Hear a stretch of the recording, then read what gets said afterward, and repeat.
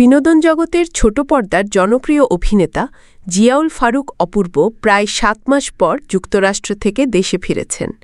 দেশে ফিরেই একমাত্র সন্তান আয়াশকে এক বিশেষ সারপ্রাইজ দেন।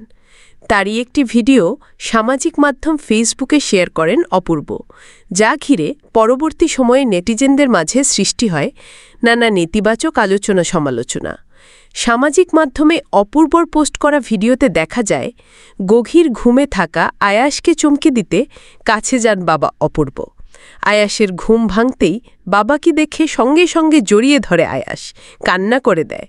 বাবা ছেলের এই আবেগঘন মুহূর্ত সামাজিক মাধ্যমে ছড়িয়ে পড়ে, আর এ নিয়ে শুরু হয় নেটিজেনদের মাঝে নেতিবাচক আলোচনা সমালোচনা, যা নিয়ে ক্ষুব্ধ প্রতিক্রিয়া জানিয়েছেন অভিনেতা।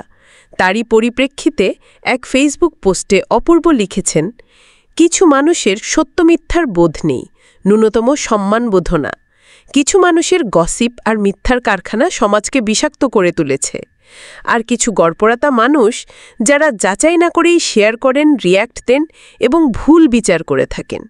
সন্তানের প্রতি বাবা মায়ের ভালোবাসা নিয়েও চলে নোংরা বিচার ও আজেবাজে কথাবার্তা। ASBD24 সত্য প্রকাশে অপসীম চ্যানেলটি সাবস্ক্রাইব করুন।